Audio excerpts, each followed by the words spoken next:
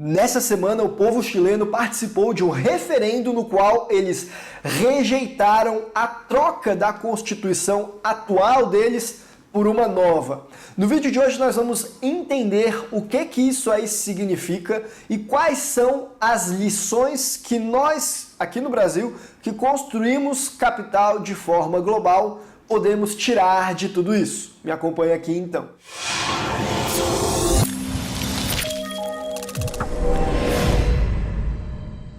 Pessoal, eu me chamo Guilherme e a Capital Global é uma empresa especializada em estratégias de internacionalização, razão pela qual aqui no YouTube nós conversamos de assuntos relacionados a investir e empreender no exterior, blindagem patrimonial, planejamento tributário e sucessório, segunda nacionalidade, residência fiscal, abertura de empresas e de contas bancárias no exterior, offshore, em paraísos fiscais ou não, assuntos, enfim, relacionados a ganhar dinheiro de forma global. Então, se você gosta desse tipo de conteúdo, considere se inscrever no canal, ativa o botão das notificações clicando no sininho e, é claro, não esquece de clicar no bom e velho botão de gostei também. Até porque no vídeo de hoje nós vamos comentar o que está acontecendo lá no Chile. Você deve ter acompanhado nos noticiários que nessa última semana eles rejeitaram com 62% de votos da população a alteração da Constituição que eles possuem em vigor atualmente, que é liberal, que tinha cunho mais de esquerda,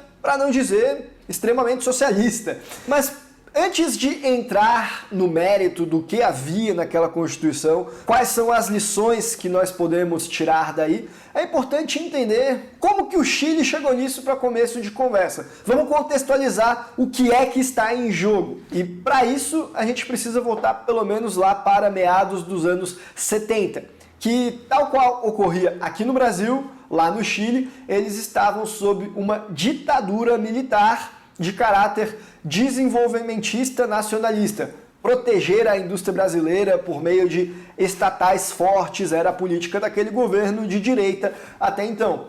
Porém, na década de 70, houve diversas crises na economia macro internacional e problemas internos do próprio Chile também. Razão pela qual, naquela época, o Pinochet decidiu parar aquela política de desenvolvimentismo nacionalista e instalar uma política nova, de caráter mais liberal. E aí ele buscou um pessoal que tinha estudado na escola de Chicago, que se baseava nas ideias de Milton Friedman, e chamou esses daí para compor a equipe dele, a equipe econômica, e também acabou ocasionando nesse momento uma nova Constituição, ali na década de 80 já, que refletia todo esse cunho de caráter mais liberal. E aí, desde então, foram 40 anos nos quais o Chile acabou se destoando dos demais países da América Latina. Como você pode ver nesse gráfico aí da tela, o PIB per capita acumulado do Chile nos últimos 40 anos, ele simplesmente disparou quando comparado aos demais países latino-americanos. E não para por aí não. Na verdade, em praticamente todos os indicadores econômicos, o Chile ele tem uma performance maior do que a dos países latino-americanos como um todo. Inclusive, maior até mesmo do que a performance do nosso Brasil. Para você ter uma ideia, o Índice de Desenvolvimento Humano do Chile é o mais alto da América Latina. Eles possuem o segundo maior PIB per capita da América do Sul. Eles são um país com um alto grau de índice de liberdade econômica e de liberdade de imprensa também, desde que acabou a ditadura, evidentemente. A dívida pública do Chile ocupa cerca de 30% apenas do PIB do país, enquanto que no Brasil, a título de comparação, está na casa dos 80%. Enfim, o Chile é um país muito bom em termos econômicos.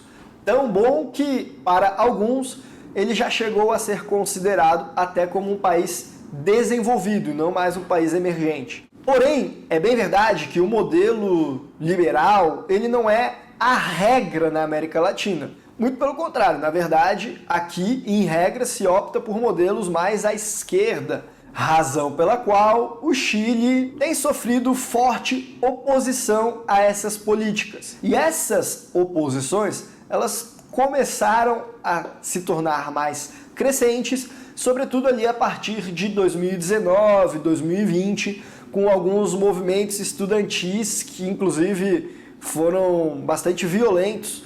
Esses movimentos que começaram lá com descontentamento no aumento dos preços da passagem de ônibus, tal qual ocorreu no Brasil alguns anos antes disso, só que lá acabou que a coisa ganhou uma proporção muito maior, a ponto de, primeiro, eles tentarem o impeachment do até então presidente, o Sebastião Pinheira, não conseguiram, mas aí acabou o mandato dele. Quem se elegeu foi o Gabriel Boric, um líder estudantil, uma visão muito mais de esquerda.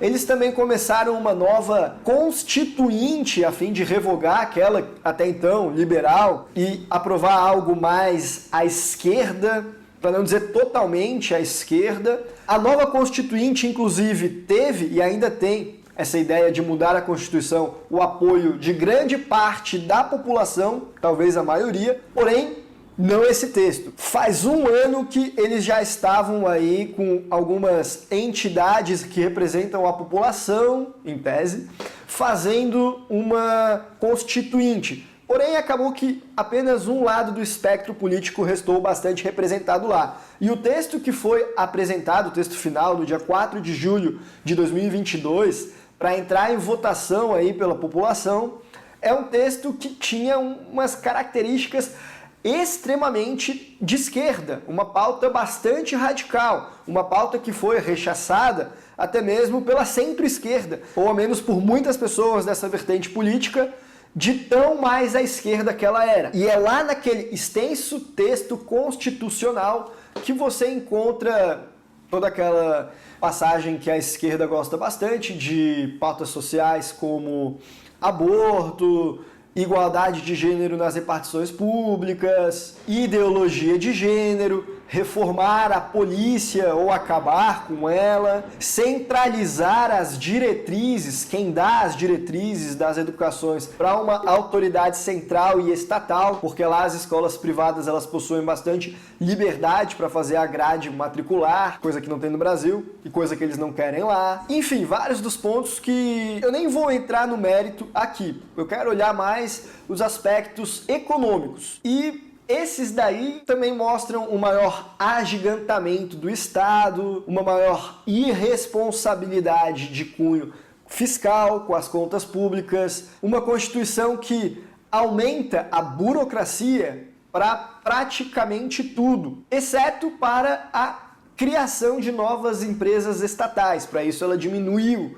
Uma Constituição que relativizou a propriedade privada, não apenas em razão da função social, sua propriedade é privada, mas tem que respeitar a função social, como também a função ecológica, trazendo direitos, além dos individuais e dos coletivos, ambientais numa esfera bastante extensiva. Uma esfera que chega a dificultar a livre iniciativa. Além disso, destruiu de forma total a propriedade sobre a água, falando que é algo que não pode ser apropriado, que pode trazer problemas com recursos hídricos, problemas de saneamento. Propôs lá a reforma do sistema de pensões do Chile. Enfim, colocou o Estado, as autoridades, como o órgão de desenvolvimento da sociedade, colocando a iniciativa privada de segundo plano, quando não rechaçada. O que certamente poderia trazer diversos problemas para o avanço econômico do Chile. Poderia prejudicar, provavelmente iria, todas as bases do país que fizeram eles chegarem no ponto que eles estão atualmente. Era uma reforma profunda nos alicerces que constituíram o Chile nos últimos 40 anos. E a boa notícia é que essa Constituição foi reprovada. Mas veja o que aconteceu com o peso chileno e com a economia chilena nos últimos tempos, apenas por conta do aumento no risco do país em decorrência dessas mudanças políticas. Veja, por exemplo, aí na tela, a performance do peso chileno em relação ao dólar. E você vê que ele simplesmente derreteu, ou seja, o dólar subiu um monte aí nos últimos tempos, numa velocidade estrondosa, chegando lá no auge por volta do dia 7 de julho e depois retornou a cair. E é claro que a moeda chilena derreteu por vários fatores, como por exemplo, a queda do preço do cobre, que é responsável por boa parte da economia de lá, como também o aumento dos juros pelos países desenvolvidos, que significa que há um fluxo de dinheiro de países como o Chile para países como os Estados Unidos, por exemplo. Mas é claro que essa questão política também teve a sua participação nessa queda aí. Se não fosse assim, olha aqui na tela, foi justamente quando houve a entrega do texto da nova Constituição que houve a maior disparada do dólar em relação ao peso. E aí depois que esse texto foi se tornando impopular e improvável de ser aprovado, assim como não foi agora em começo de setembro, aí sim que começou a queda. Até então, a insegurança jurídica, política, econômica e social estava tomando conta do Chile. E aí você me pergunta, mas Guilherme, por que nós precisamos ficar atento ao Chile? As lições que nós podemos aprender com isso daí? E é o seguinte, o Chile, como eu falei no começo desse vídeo, é um país que em basicamente todos os indicadores econômicos é melhor do que os países demais da América Latina, inclusive melhor do que o Brasil. É um país que por 40 anos se destacou economicamente, mas ainda assim, por causa de uma turbulência nos últimos 4, 5 anos, tudo isso está em risco de ser deixado de lado e eles seguirem para um caminho diametralmente oposto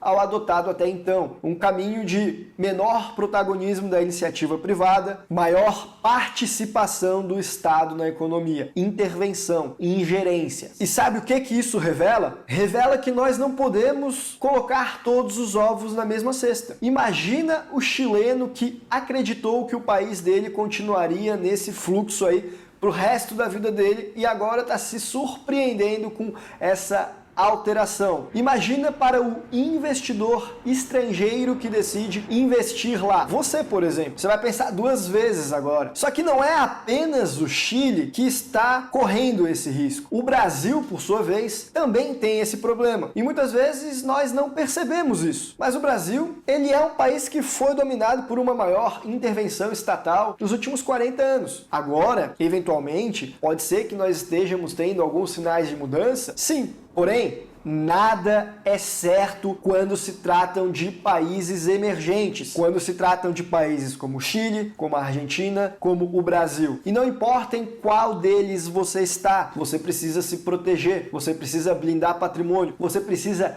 internacionalizar. Se o seu patrimônio está inteiro dentro do Chile, ele está em risco, assim como também está em risco se você deixar uma fatia muito significativa dele não apenas dentro do Brasil, como no geral, exposta aos riscos do nosso país. O Brasil não é para amadores e muitas vezes nem para profissionais. Você precisa estar precavido. Se o pior não acontecer, pelo menos você se precaveu. Pior seria se o pior acontecesse e você ficasse a ver navios. E até pensando nisso, nesse cenário de disputa pelo poder que nós estamos vivenciando atualmente no Brasil, que eu decidi bolar um curso no qual eu vou tratar de estratégias para proteção patrimonial. Mas eu não quero comentar mais sobre isso porque não é a pauta desse vídeo de hoje não. Isso foi apenas um pequeno spoiler do que virá aqui pelos próximos dias. Aguarde as cenas do próximo capítulo. E para não ficar de fora, se você quiser participar e conhecer mais do nosso trabalho, não esqueça de se inscrever no canal. Porque por hoje eu vou ficando por aqui. Um abraço e até a próxima.